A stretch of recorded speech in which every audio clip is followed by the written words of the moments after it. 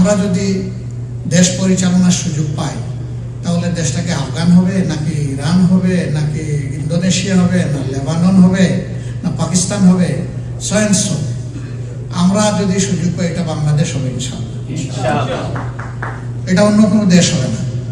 আমাদের দেশের কৃষ্টি কালচার সভ্যতা যুগের পর যুগ মিলেমিশে চলার যে সংস্কৃতি আমরা গড়ে তুলেছি, এইটার মধ্যে যে দুই চারটা কালো দাগ পড়েছে ওইগুলোকে আমরা উপড়ে ফেলবো ইনশাআল্লাহ, যাতে এখানে দল ধর্মের ব্যবধানের কারণে জাতি আর বিভক্ত না হয়। আমরা এখন আর কোনো মেজরিটি মাইনরিটি এটাও আমরা স্বীকার করি না। আমরা বলি যে উই নিড ইউনিটি। আপনি যখনই মেজরিটি মাইনরিটি বলবেন তার মানে আপনি একটা দেশকে দুই ভাগে ভাগ করে ফেলবেন এবং এক দল আরেক দলের মুখোমুখি হয়ে যাবে। সেই কাণ্ড কারখানাটাই তো আমরা 54 বছর দেখেছি, ওটা আর আমরা দেখতে চাই না। আমার নাম আব্দুর রহিম, আমি জন্মগ্রহণ করে আমি মেজরিটি, আরেকজন নাম গোপাল চন্দ্র, সে ওখানে জন্মগ্রহণ করে সে মাইনরিটি। এর ভিত্তিতে একটা ডিসপ্যারিটি শুরু হয়ে গেল। আমরা ওই মেজরিটি মাইনরিটির ডিসপ্যারিটিতে আমরা নাই, আমরা এখানে ইকুইটি চাই। যে আমার কনস্টিটিউশন ধর্ম দেখে কাউকে অধিকার দেয়নি, নাগরিক দেখে অধিকার দিয়েছে। সুতরাং নাগরিক হিসাবে যার যেটা পাওনা সে দল কিংবা ধর্মের কারণে ওইটা থেকে বঞ্চিত হবে না। আমরা এখানে ইকুইটি মেনটেন করতে চাই, নট ইকুয়ালিটি। আপনার হাইট আমার হাইট সমান না, আপনার মেধা আমার মেধা সমান না, আপনার যোগ্যতা আমার যোগ্যতা সমান না, কিন্তু আল্লাহ আমাকে যেটা দিয়েছেন আমি যেন আমার সেই অধিকারটা পাই, আরেকজনকে যেটা দিয়েছেন সে যেন তার অধিকারটা পায়। আমরা সেই অধিকারটাই নিশ্চিত করতে চাই। এই জন্য ইনশাল্লাহ ওইটা হবে না। এরপরের প্রশ্ন আপনার ছিল, আমরা আমাদের প্রতিবেশীকে রেসপেক্ট করতে চাই। সিমিলারলি আমাদের প্রতিবেশীর কাছ থেকেও আমরা আমাদের পাওনা রেসপেক্ট চাই। এটা হতে হবে মিউচুয়াল রেসপেক্টের ভিত্তিতে। অ্যানাদার ইকুইটি, এখানে আমরা ইকুয়ালিটি বলছি না। ভারত বাংলাদেশের চাইতে 26 গুণ বড় একটা দেশ, দুনিয়ার সবচেয়ে বড় পপুলেশনের দেশ। তাদের রিসোর্স, তাদের ম্যান পাওয়ার, তাদের ভারতের সাথেই তো শুধু আমাদের চুক্তি হয় নাই, চুক্তি অনেক দেশের সাথে আমাদের হয়েছে।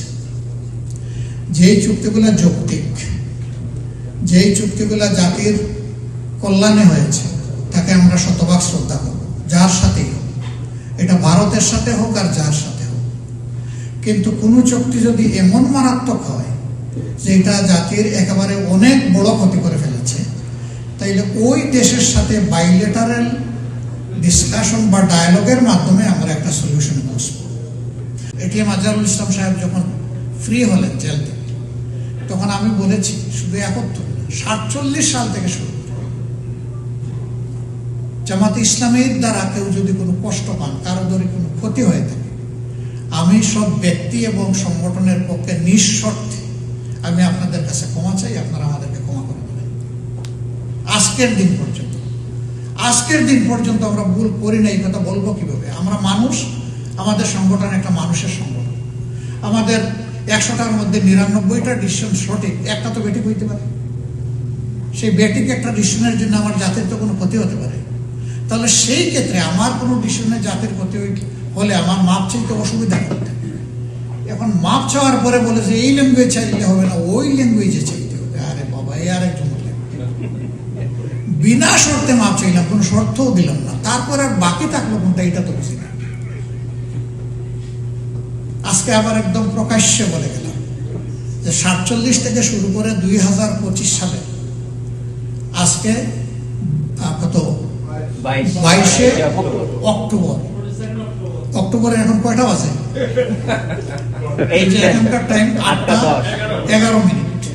এই পর্যন্ত আমাদের দ্বারা যে যেখানে যত কষ্ট পেয়েছেন আমরা বিনা শর্তে যারা কষ্ট পেয়েছেন তাদের কাছে মাপ চাই।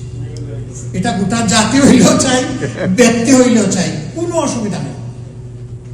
আমি এই কথা জীবনে বলি নাই, আমার কোনো সহকর্মী বলেন নাই, আমাদের সিনিয়র যারা ছিলেন তারা বলেন নাই যে আমরা সকল ভুলের ঊর্ধ্বে।